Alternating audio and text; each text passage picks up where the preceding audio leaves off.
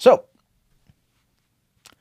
back in the 90s, Stephen King had a litany of movies come out, of straight to, of TV movies. You had It, right? You had the Langoliers. You had the remake of The Shining, which was actually pretty good because it wasn't Kubrick, which everyone was mad about, but it was more in line with the book. But there was no greater TV movie for Stephen King's adaptation that came out in the 1990s, and still even now, in my opinion, even better than It. And I loved the 1991 version of It. It's so corny, it's still fantastic to this day. But The Stand, the fucking Stand, 4 movies, 8 hours of epic storytelling on ABC. One that people still watch to this day.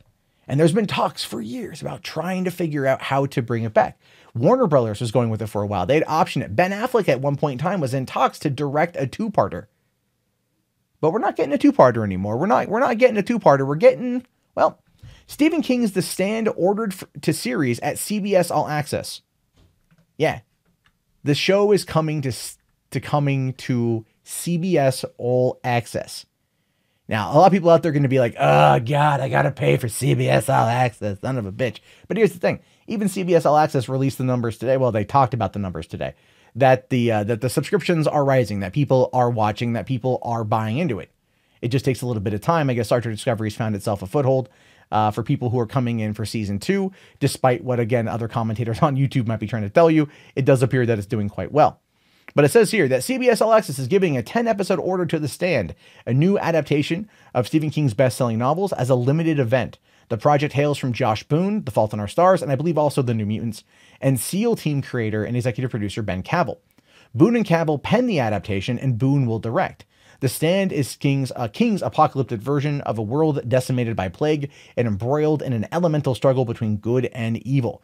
The fate of mankind rests on the frail shoulders of 108-year-old Mother Abigail and a handful of survivors. Their worst nightmares are embodied in a man with a lethal smile and unspeakable powers, Randall Flagg, otherwise known as the Dark Man. And I loved the 90s adaptation.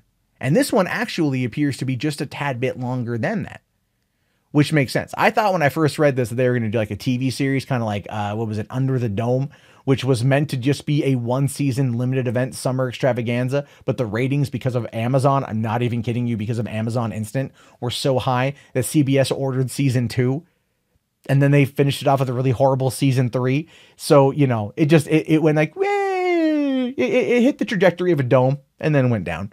But this is The Stand. This is The Stand. So they're going to be, as a 10-episode limited event series, that's going to be great. That is going to be good. Now, it's Boone here says, Stephen King says, I'm so very pleased that The Stand is going to have a new life on this exciting new platform. The people involved are men and women who know exactly what they're doing. The scripts are dynamite. The result bids to something memorable and thrilling. I believe it will take viewers away to a world they hope will never happen.